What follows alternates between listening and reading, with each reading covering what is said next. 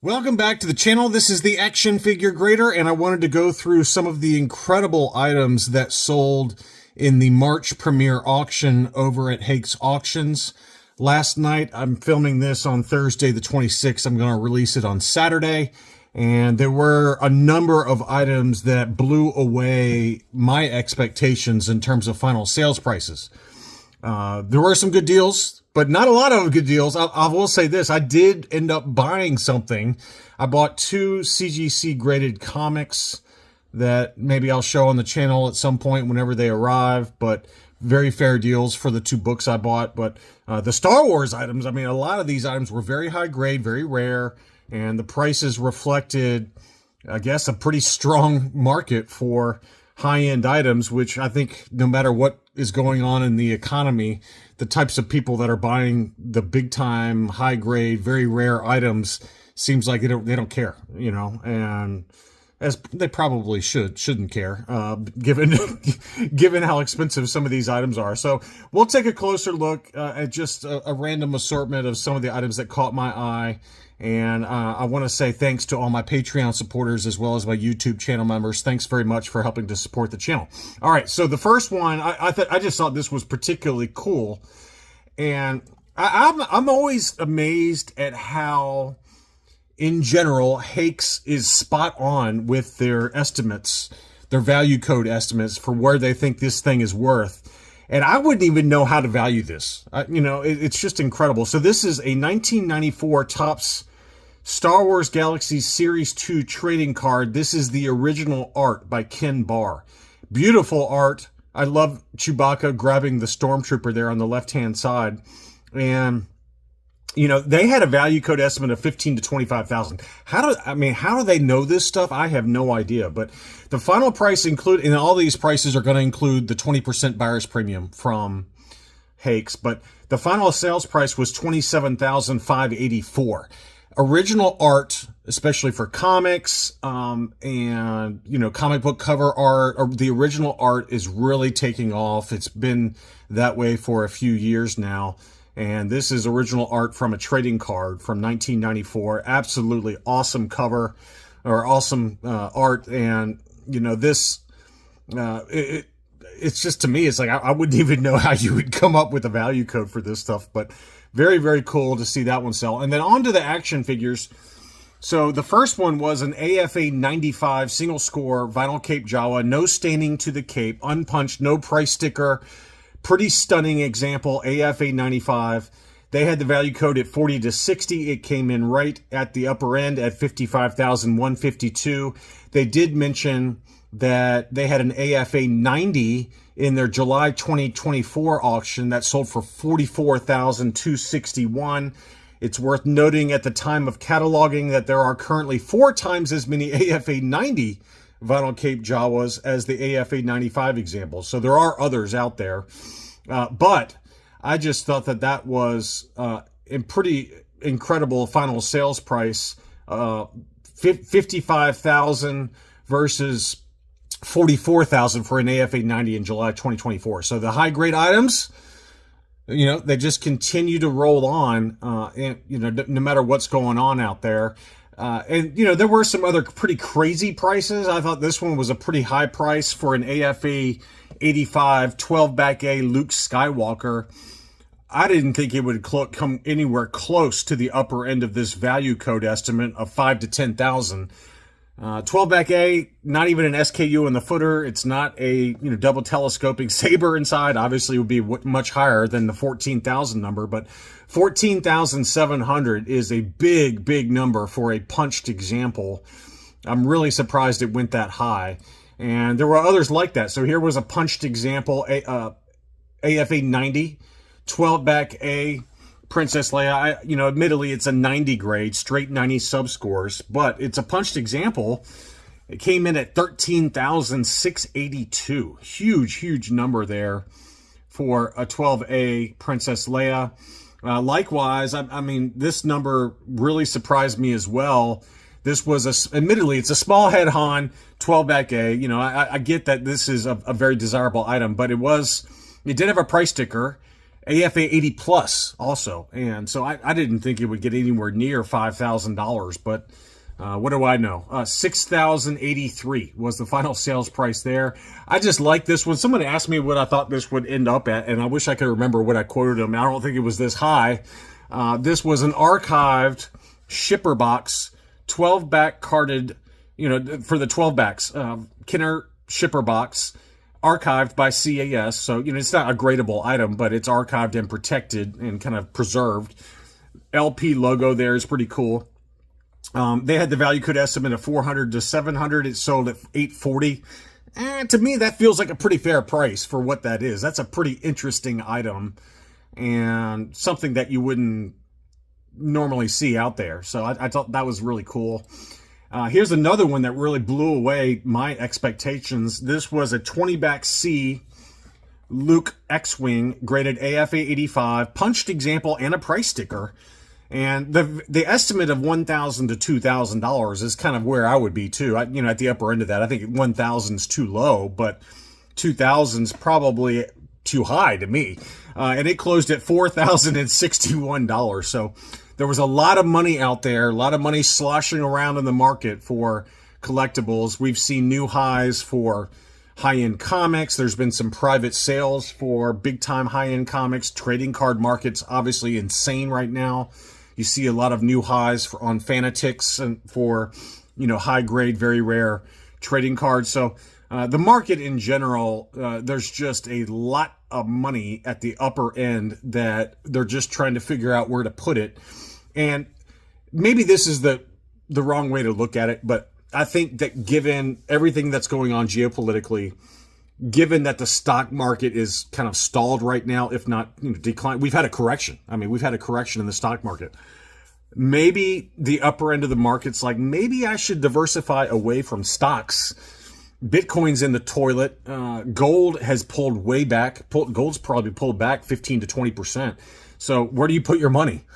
And if you're a big time, you got a lot of cash, where do you put it? And maybe that's what's going on right now. That's just me speculating. I'm not saying that's correct, but there is some aspect to that, right? And I'm even guilty of it too. I've bought probably $5,000 worth of comic books over the last 2 or 3 months just because I want to. And now feels like a pretty decent time to do it given the pullback in the market.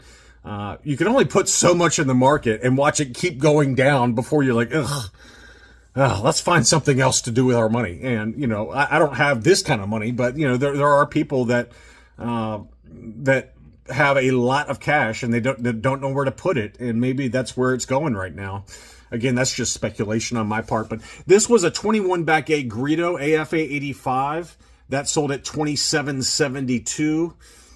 That's another really big number. I know Chris had an AFA 85 for this particular card back character combo, and I don't think he sold it in this price range. It was kind of in that 2,000, 2,200 price range, maybe 2,500, over at Rogue. You can find a lot of these types of items. I'm not kidding. You can find a lot of these types of items out there, and they're not going to approach these numbers at the upper end of the market. But that's just, I'm plugging Rogue 5 Toys because he just sold off some incredible stuff.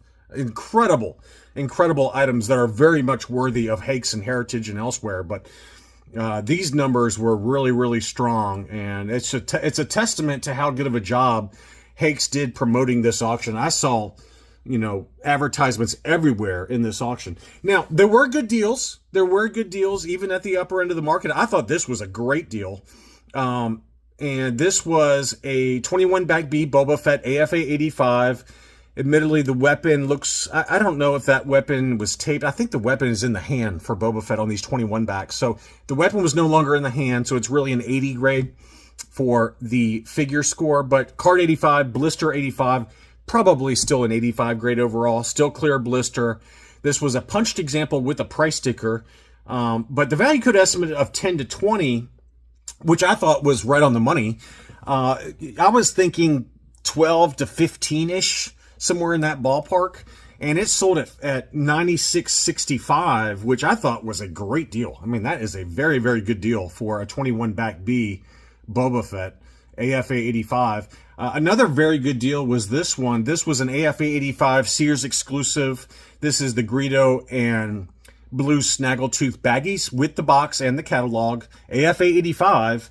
And I've seen baggies for just the Blue Snaggletooth be in this price range, if not higher. I mean, we've seen some on eBay in very high grade that have, just for the Blue Snags baggie by itself graded, go above this price of $19.34. So this was a great deal, I thought, for what that was. Next up was a CAS 85 Plus for the 12-inch Boba Fett. And the value code estimate was 8 to 12. That sold at $58.08. Great deal there. Really, really good deal, I thought.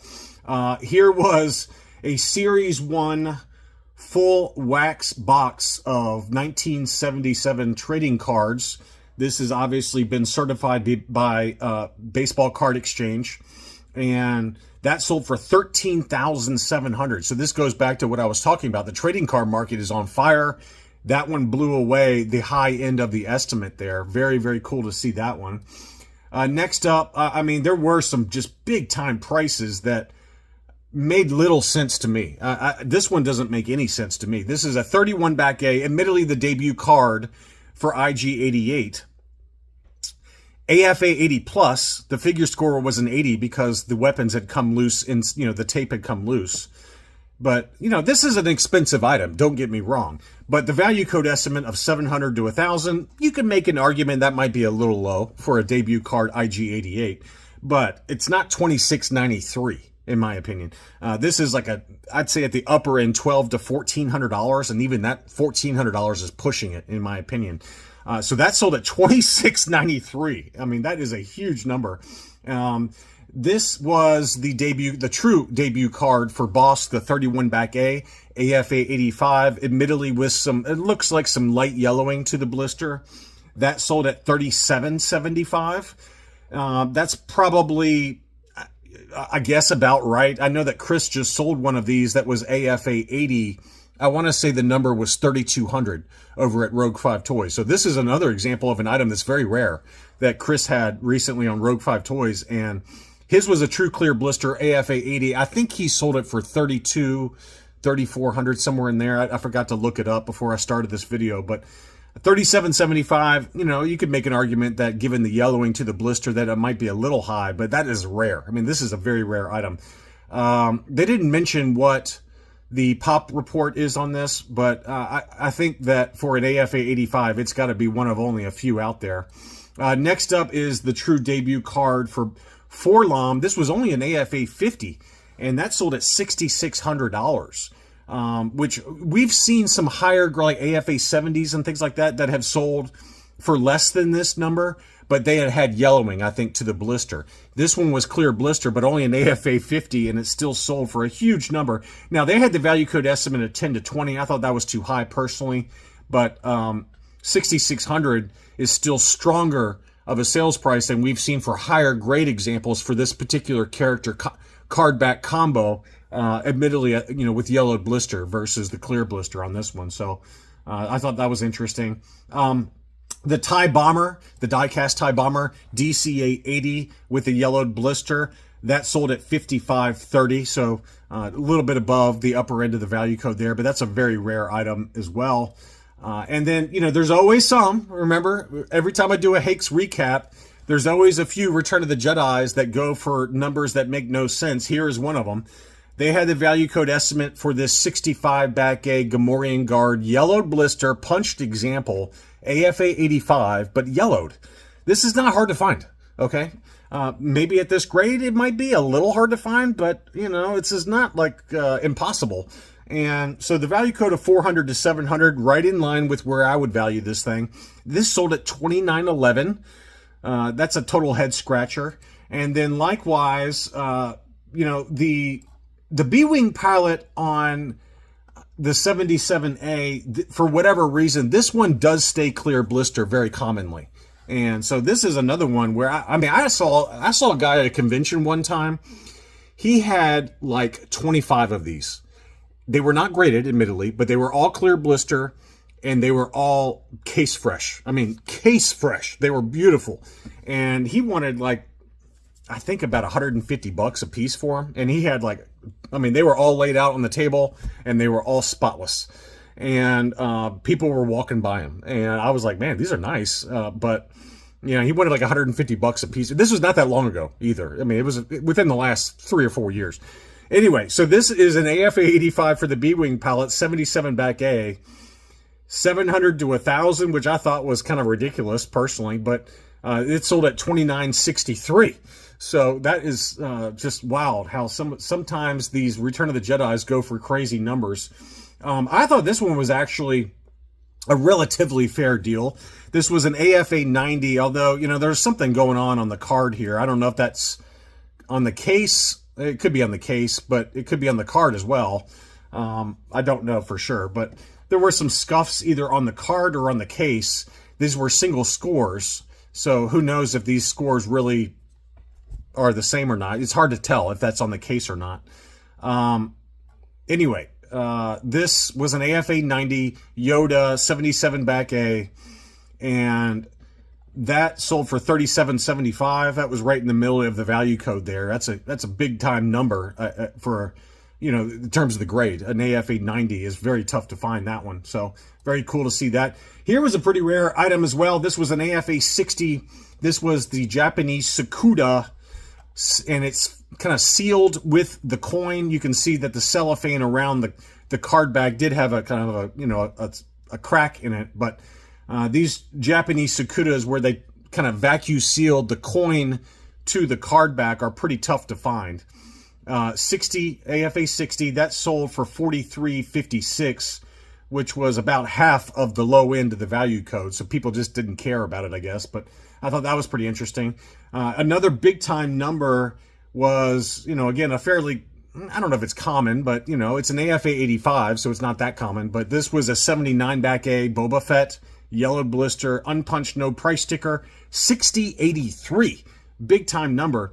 You compare that to the 21 back Boba Fett that sold for like $9,000 and change. I'll take the Boba Fett all day long. Thank you very much. The 21 back Boba Fett all day long versus $6,083 for this 79 back.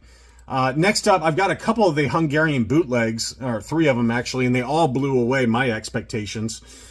They had a value code estimate of 20 to 30. I was like, is that really going to hit that? And I think even in my preview video, I was like, I'd be surprised if it hits that. It just feels like to me that a lot of the people that gravitate to these types of auctions on Heritage and Hakes and Golden, whatever, they just kind of, they gloss over the bootlegs. That was not the case in this one. That was not the case in this auction session. So this was a qualified 85. It's qualified because the blister is stapled to these Hungarian bootlegs from 1987. But it was an 85 grade, and it sold for $25,726. So again, Hakes is right, and I'm wrong on this one. They were right on the money in terms of the value code on this. I did not think it would hit this number. I would have been really surprised if it had even hit 15,000.